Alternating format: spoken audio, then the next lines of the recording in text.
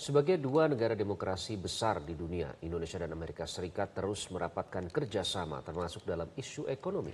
Dalam Forum Bisnis Indonesia Amerika Serikat, perusahaan Amerika Serikat diajak untuk menjajaki peluang kerjasama strategis di Indonesia.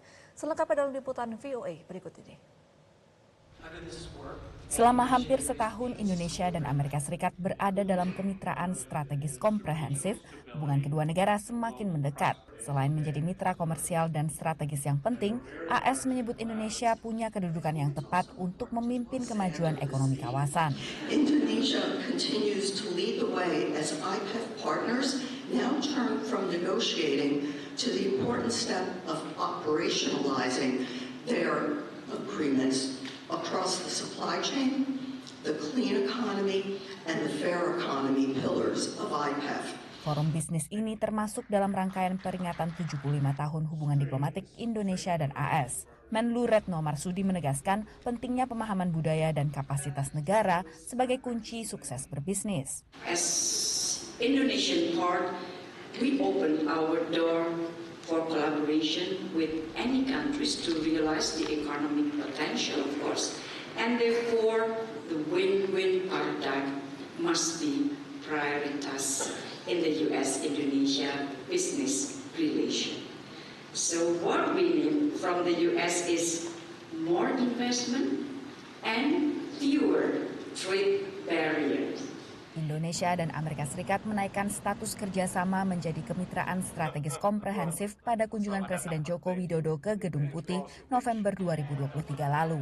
Pada tahun 2023, total volume perdagangan Indonesia dan AS mencapai 36,7 miliar dolar dengan surplus bagi Indonesia sebesar 16,9 miliar dolar. Ekspor Indonesia ke AS mencapai 26,8 miliar dolar, sementara ekspor AS ke Indonesia mencapai 9,9 miliar dolar. Sementara investasi AS di Indonesia mencapai 3,3 miliar dolar pada tahun 2023 dengan total 4.619 proyek. Di tahun politik 2024, dengan pilpres yang terjadi di kedua negara, pelaku usaha optimistis hubungan Indonesia dan AS akan terus kondusif untuk berbisnis dan investasi. We would love to see a trade agreement very soon between Indonesia and the United States because the Western world is where we're focused. As we say, we promote this Indonesian technology to the US, the West, and the rest. Namun yang tak kalah penting adalah membangun ekosistem dan regulasi yang konsisten dan ramah bagi investor. Yang paling kita lihat, yang paling penting adalah siapa sebenarnya key driver dari ekonomi, private sector. Policy design itu harus betul-betul predictable, sehingga mereka juga dengan nyaman untuk melakukan perhitungan investasi. Dari administrasi yang nanti akan berganti juga mendapatkan manfaat juga dari situ. Ada hubungan mutualis simbiosis antara private sector dengan pemerintah yang juga akan mengalami transisi.